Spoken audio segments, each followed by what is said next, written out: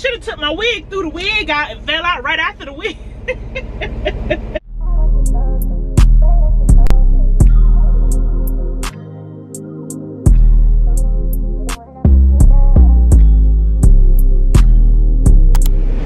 Alright, hey y'all, welcome back to another vlog. Well, not even gonna say another vlog.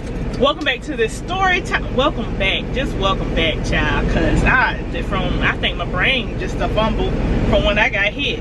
As y'all seen from the title of the video, this is a story time about what happened to my darn truck, why it happened, how it happened, and all just the details about what went down. So, hi, my name is Kimberly, hence the name of the channel. I am Kimberly P. If you haven't already, go ahead and hit that like button, hit that subscribe button, and turn your notification bells on so you be notified when I post another video. So let's get to the story. I'm gonna jump right into it. So I delivered the load. It happened in Dubuque, Iowa. I delivered a load here in Dubuque to this place called Rosslyn. It's like, maybe it's less than 10 miles, less than 5 miles really away from the terminal, the main terminal of the company I work for.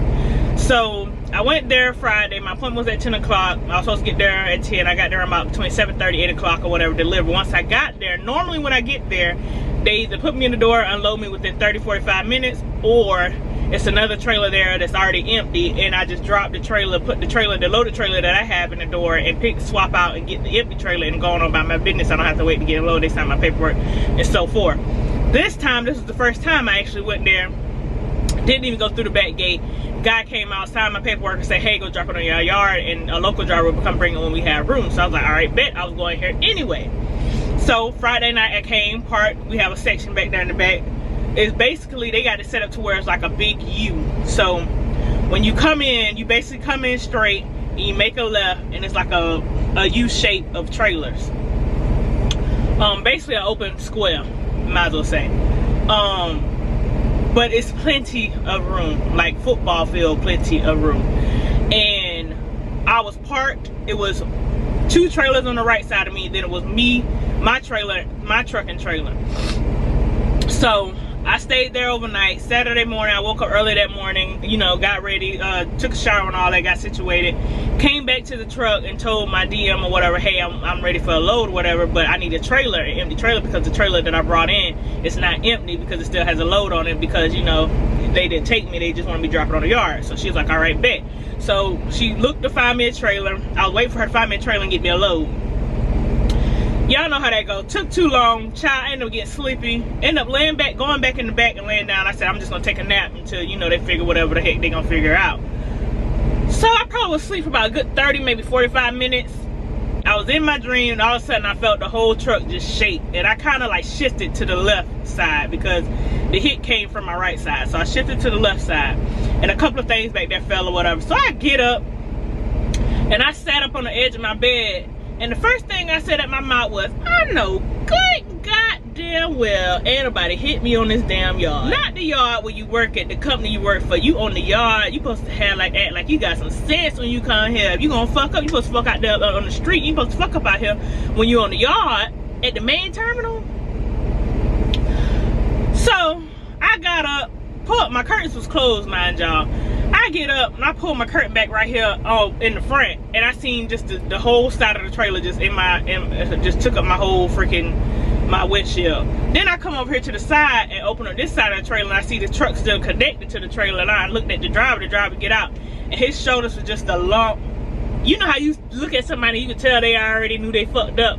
And me personally, I'm not the type of person to be like, oh, why you do this? Why you do that? This is it. You know you fucked up. You know what you did. You know you're in the wrong. I'm not going to bring you down. You already down. So I ain't got to bring you down further than what you already are. If anything, I'm going to try to lift you up. So I get out the truck. Well, I go back to the back, take my bonnet off, put my wig on. And I get out the truck. And I'm thinking he just, you know, like brushed me. When I get out of the truck, I see that the trailer, which is loaded, is sitting on top of my deer guard and on top of my headlight and my hood. So I'm like, oh, yeah, I want to brush you on top of me. So I guess he thought he can make a hard right and swing up off me, but he didn't know that he was on top. The trailer was on top of me. So when he tried to swing out and turn off right to pull up off of me, he was dragging me and the loaded trailer behind. I said, oh, no. Go in there and get the darn people from the service technician or whatever and tell them what the heck happened so they can figure out the best way to get this trailer up off the front of my hood. Child, when I tell you it was bad, he took the whole goddamn emblem off the front of my goddamn. You couldn't even tell what kind of truck it was no more because the darn emblem was gone off the front. Freightliner sign was gone. But anyway, so the yard dog came out. They had to get the yard dog truck to lift up the trailer up off my darn deer guard and off my hood, and then swing it out to the right to get it up off me. Whole ordeal. So, like I said, that was Saturday morning before 12 o'clock.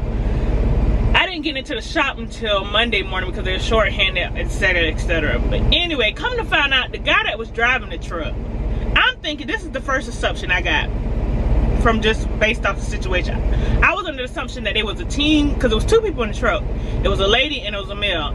I'm thinking I was told it was a team truck, and they just started, and that was their first load. So I'm like, what? Oh, that ain't good. This, that, and third, da-da-da-da. Then I got the story of the guy that was driving was a trainee. The girl that was sitting in the truck with him was the trainer.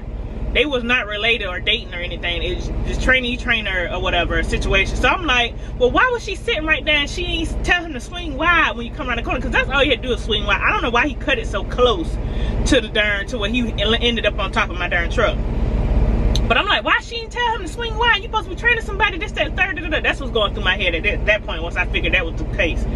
Finally, when everything calmed down and I talked to the lady that was in the truck with the guy, he was not a trainee and she was not his trainer. What came down to was she knew him because she was working with the company for 2 months. She already been working with the company for 2 months. He started working with the company. They started at the same time. They was in the same class.